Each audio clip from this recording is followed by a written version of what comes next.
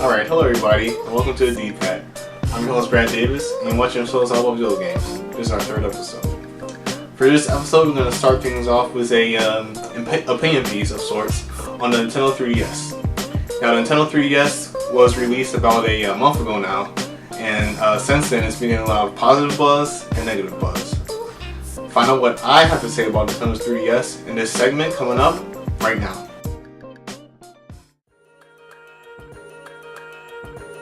At last year's E3, many people deemed Nintendo the winner of the show.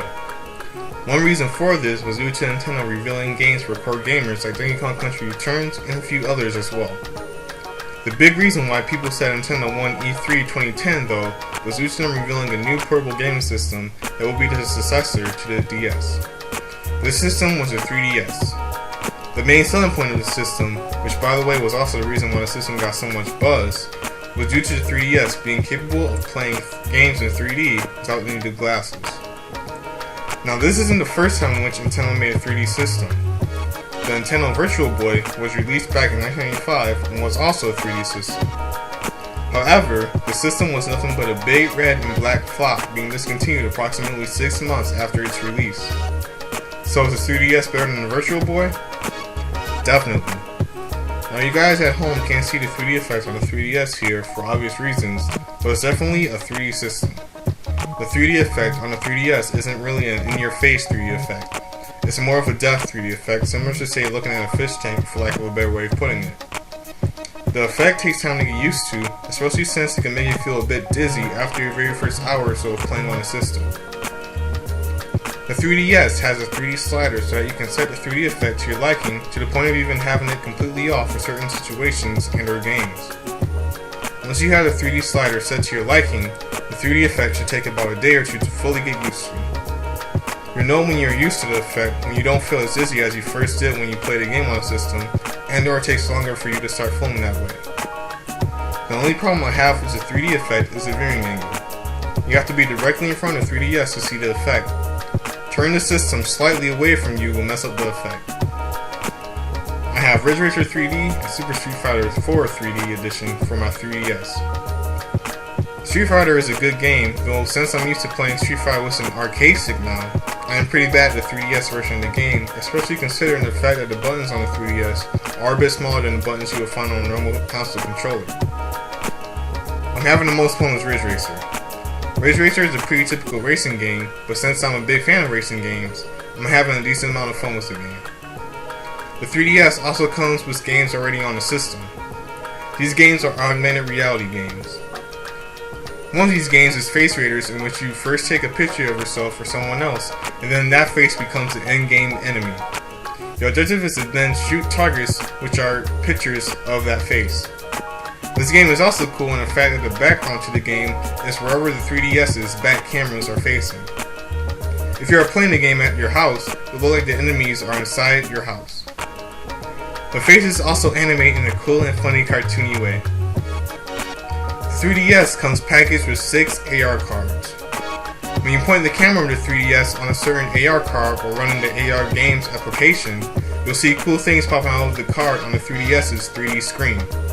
It's really cool. Even though I haven't been interested in Pokemon for over 10 years, it would be cool if new Pokemon cards could work with the 3DS and therefore make it look like the Pokemon is coming out of its respective card. Just an idea. The 3DS has added a circle passes system for analog control. While you don't get as much control as one would get with an analog stick, the circle pad is still pretty good and is much better than the one on the PSP. The big reason for that is that it's concave instead of convex. Now, the 3DS is my very first portable gaming system since the Game Boy Advance SP.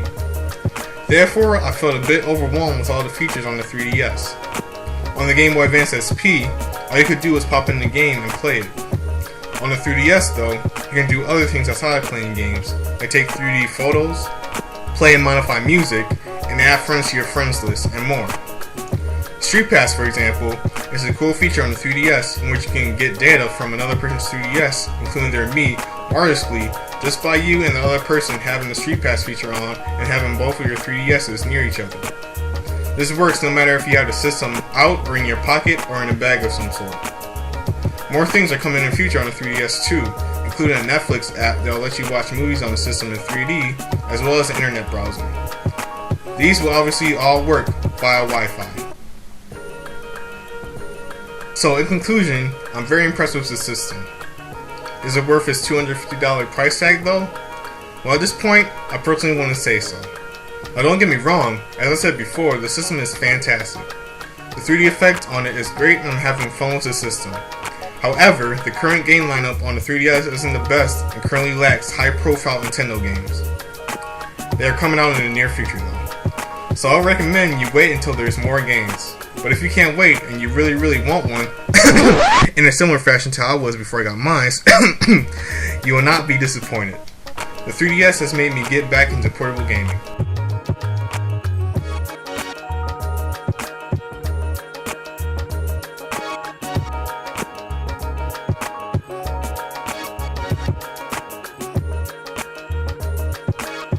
Alright, well that was my breakdown of the Nintendo 3DS, and as I said in that segment there, it's a really good system, but it's lacking in terms of games, the games that people will expect to get when they get a Nintendo system.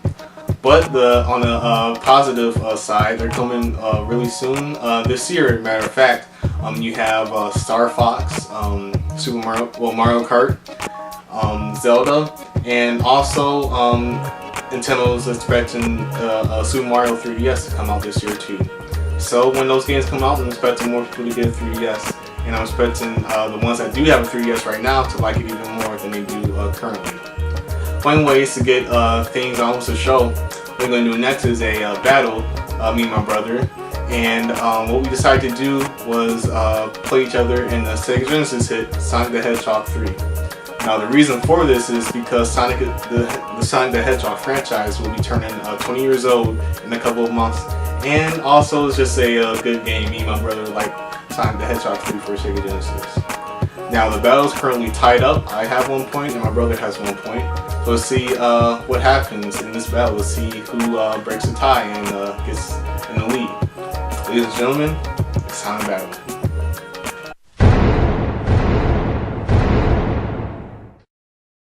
Alright, this is the third battle of Brad versus Jordan. It's my brother Jordan. And we're about to play the Sega Genesis hit, Sonic 3. You ready? Alright, let's do this.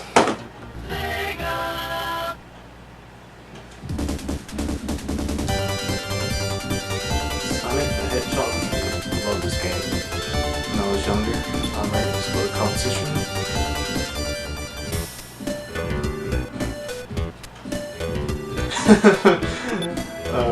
I love that beat. Alright, let's go to the Grand Prix.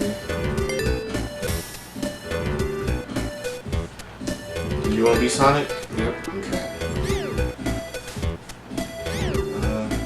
I'll be Sonic too. Alright, so whoever wins, wins the point for the battle.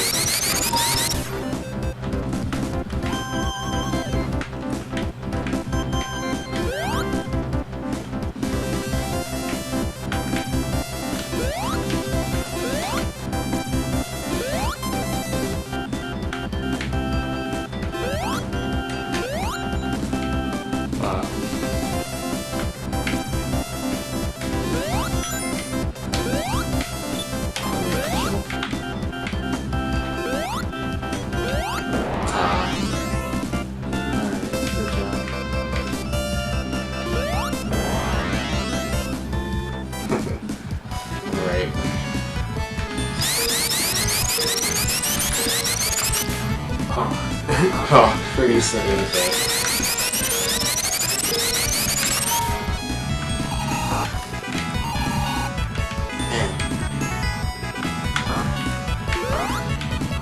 Oh my goodness. Kind of play this game so long. Oh my goodness, dude, I'm stinking it up.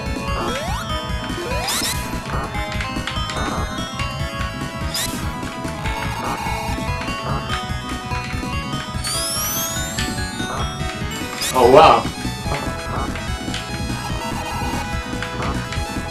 Oh man. This is pretty funny. Oh, I got the hang of it and I left you. We're inside the middle. Oh, there we go. Oh, let's do the balloon.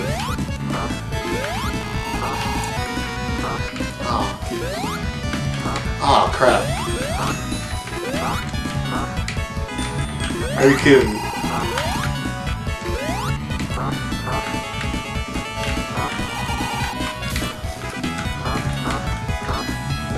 Ah, man. I went back and forth.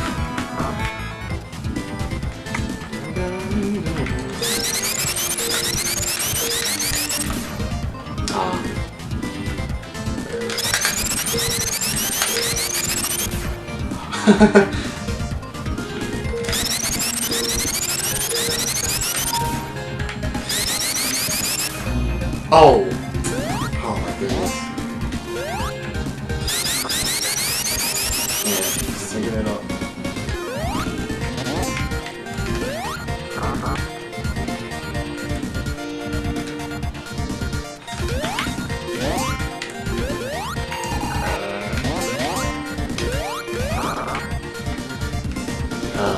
Doesn't matter. You got that lap going on.